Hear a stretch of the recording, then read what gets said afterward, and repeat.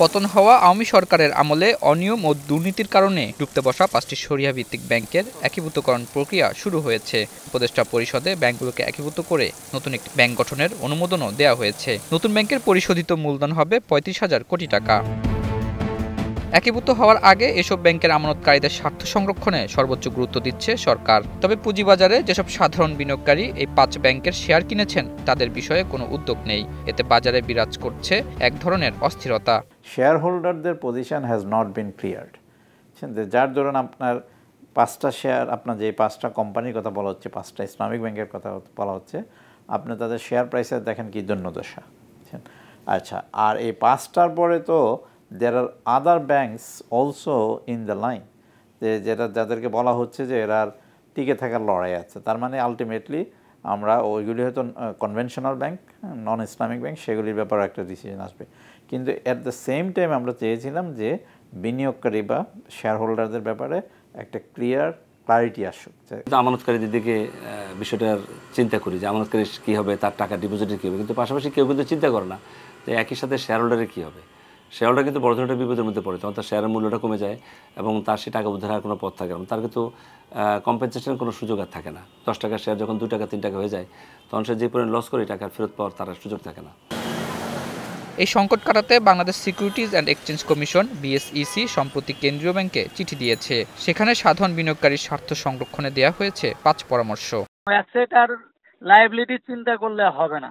আমার এখানে ব্রাঞ্চের মানব সম্পদ আছে, ব্রাঞ্চের ক্লায়েন্ট আছে, ব্যাংকের সিস্টেমটা আছে।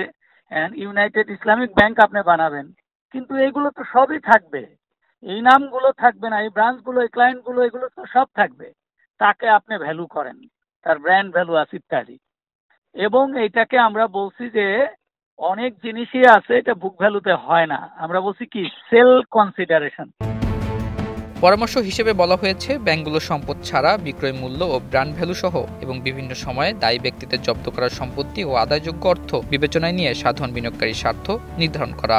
দায়ী ব্যক্তিদের শেয়ার ছাড়া এসব বিনিয়োগকারীদের বিনিয়োগকৃত অর্থকে ন্যূনতম মূল্য হিসেবে নিয়ে একীভূতকরণের অনুপাত নির্ধারণ করা। এছাড়া ব্যাংক ৫টির সাধারণ বিনিয়োগকারীর শেয়ারের মূল্যের অনুপাতে ব্যাংকগুলোকে একীভূত করা। ব্যাংকগুলোতে সাধারণ বিনিয়োগকারীর শেয়ার মূল্য ঘোষণা না করে স্টক এক্সচেঞ্জ হতে তালিকাচ্যুত না করার বিষয়ে পরামর্শ দেওয়া হয়েছে। আমানতকারীদের মতো সাধারণ বিনিয়োগকারীদের স্বার্থ রক্ষায় ৫ ব্যাংক একীভূত হওয়ার পর নতুন মূল্য অনুপাতে মার্জার ব্যাংকের শেয়ার দেওয়ার পরামর্শ দিয়েছে বিশ্লেষকরা। মার্জার যেটা হবে এইটা সব করে হোক, সবিং পদ্ধতিতে হোক, ক্যাশ আউট করার প্রয়োজন নাই, ক্যাশ পেমেন্ট করার কারোর প্রয়োজন নাই। সবিং পদ্ধতিতে যদি হয় তাহলে পরে এইটা বিনিয়োগকারীরা রক্ষা পায়। লাভ হবে তাদের সে কথা বলছি না, অন্তত রক্ষা পায় শেয়ারগুলো। একীভূত হওয়ার আগে সাধারণ বিনিয়োগকারীদের স্বার্থ নিশ্চিত করার পরামর্শ দিয়েছেন বিশেষজ্ঞরা।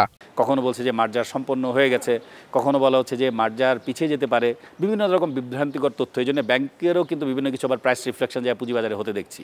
তাহলে পুঁজিবাজারে যে হচ্ছে এই রিফ্লেকশনটার ব্যাপারে কিন্তু ক্লিয়ার কাট কোনো তথ্য বিনিয়োগকারীর কাছেও নাই।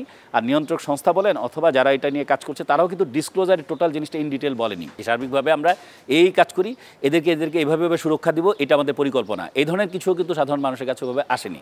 তো এই জন্যই কিন্তু ওই সুযোগটা একটা গোষ্ঠী হয়তো নিচ্ছে, যে তখন এটাকে সামনে রেখে তারা বাড়াচ্ছে, কমাচ্ছে। যেসব পরিচালকরা ব্যাংকগুলোর ক্ষতি করেছে তাদের কারণে সাধারণ বিনিয়োগকারীদের ক্ষতি হলে অনেকেই পুঁজিবাজারে বিমুখ হবে বলে মত বিশেষজ্ঞদের। আতাউর নিয়ন, স্টার নিউজ, ঢাকা।